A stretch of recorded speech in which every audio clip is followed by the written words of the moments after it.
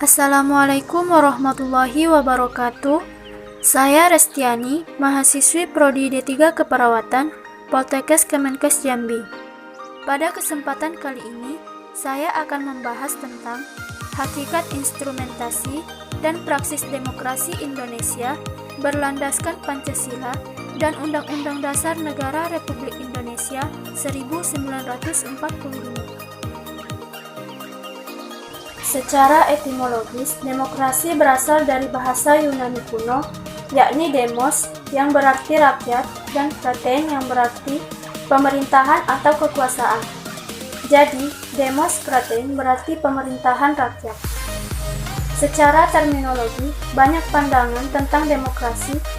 Tidak ada pandangan tunggal tentang apa itu demokrasi.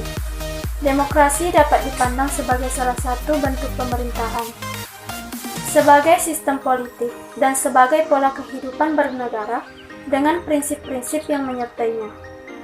Pemikiran tentang demokrasi Indonesia. Menurut Budiarjo, dalam buku Dasar-Dasar Ilmu Politik 2018, demokrasi yang dianut Indonesia adalah demokrasi yang berdasarkan Pancasila.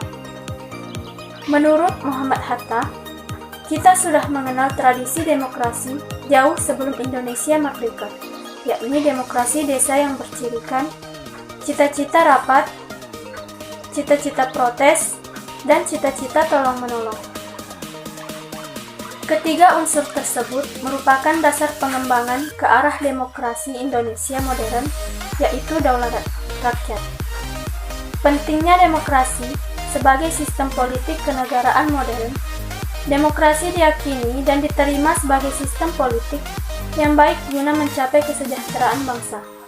Hampir semua negara modern menginginkan negaranya dicap sebagai negara demokrasi dan menghindari dicap undemokrasi.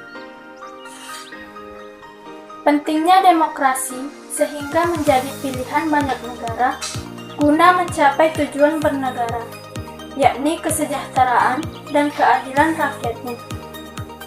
Alasan diperlukannya demokrasi yang bersumber dari Pancasila, yaitu lemahnya praktik demokrasi Indonesia sehingga menimbulkan persoalan seperti buruknya kinerja lembaga perwakilan rakyat dan partai politik, krisis partisipasi politik rakyat, munculnya penguasa di dalam demokrasi, dan demokrasi saat ini membuang kedaulatan rakyat.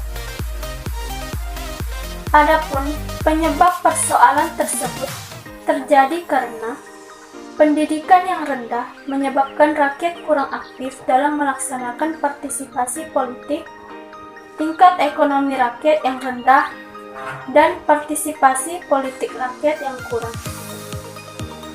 Sumber historis, sosiologis, dan politik tentang demokrasi yang bersumber dari Pancasila.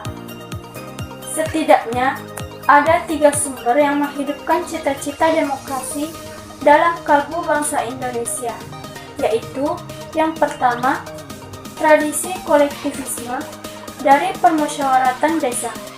Yang kedua, ajaran Islam yang menuntut kebenaran dan keadaan ilahi dalam masyarakat serta persaudaraan antar manusia sebagai makhluk Tuhan.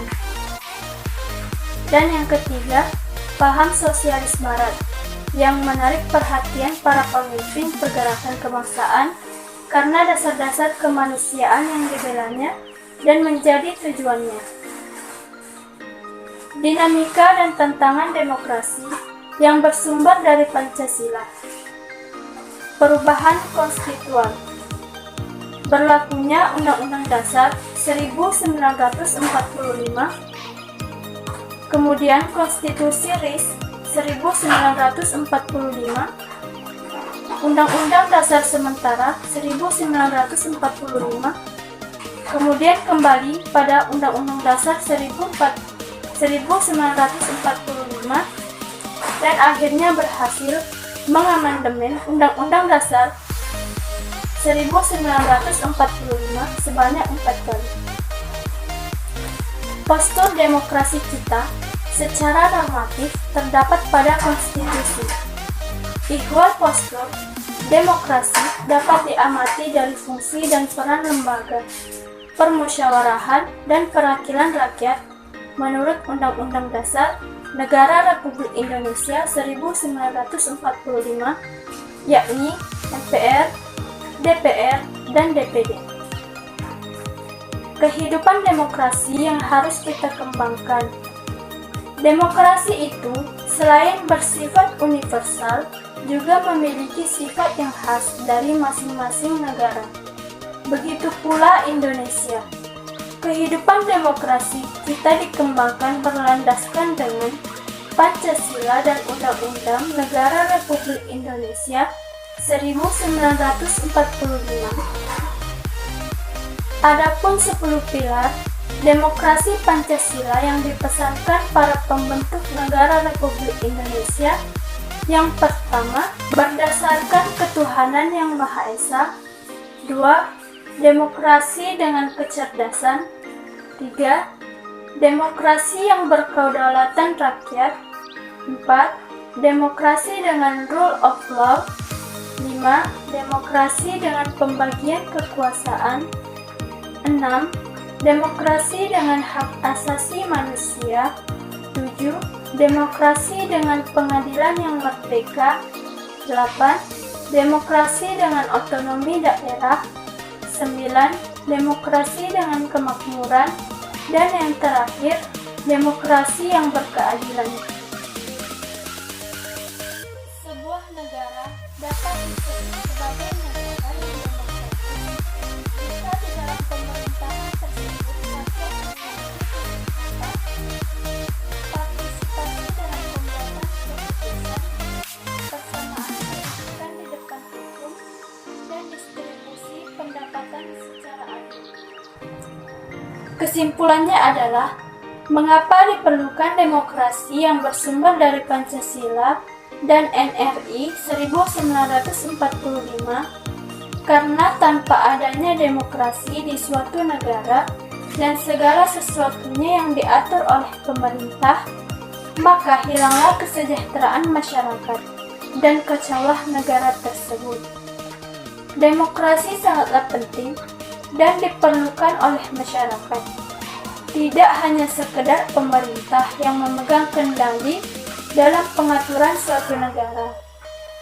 Perlu adanya masyarakat yang komplement mendukung. Masyarakat perlu terlibat dalam pembangunan demi terciptanya kemakmuran dan kesejahteraan negara. Baiklah, sekian dari saya. Wassalamualaikum warahmatullahi wabarakatuh.